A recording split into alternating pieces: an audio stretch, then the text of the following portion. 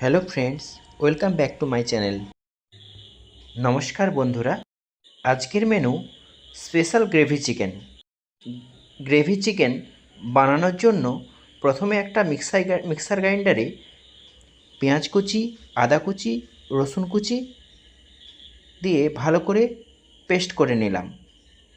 এরপর ওর মধ্যে টমেটো কুচি, কিছুটা পেঁয়াজ কুচি এবং টক দই অ্যাড করলাম এবং তার সঙ্গে কিছুটা ধনেপাতা, কাঁচা লঙ্কা দিয়ে আবারও পেস্ট করে নিলাম। এরপর প্রায় 1 কিলো মতো চিকেন নিয়েছিলাম।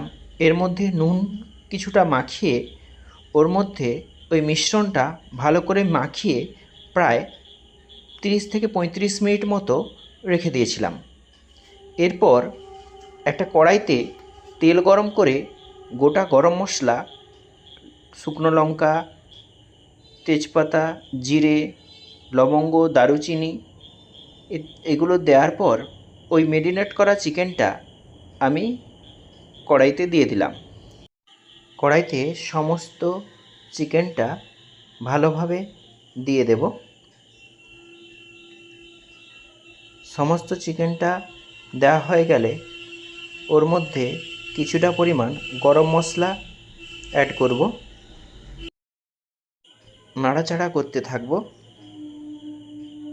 চিকেনটা যাতে ভাজা ভাজা হয়ে যায়।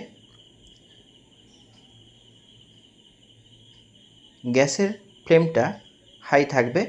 এরপরে আমি একটা ঢাকনা চাপা দিয়ে দেব।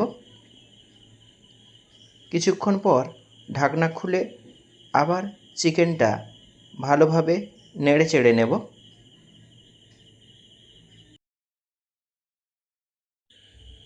কিছুক্ষণের জন্য ঢাকনা চাপা দিয়ে দেব।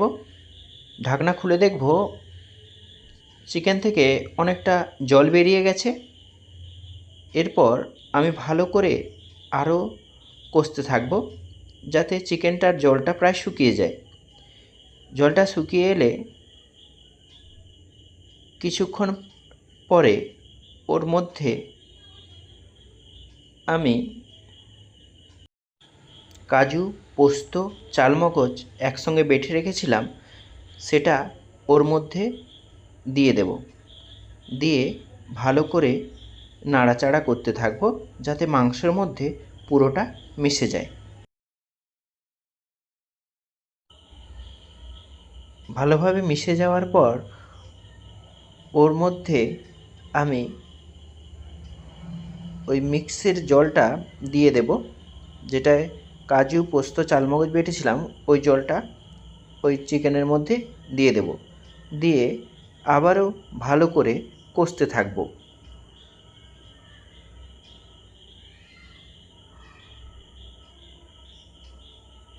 এরপর আমি একটা ঢাকনা চাপা দিয়ে দেব।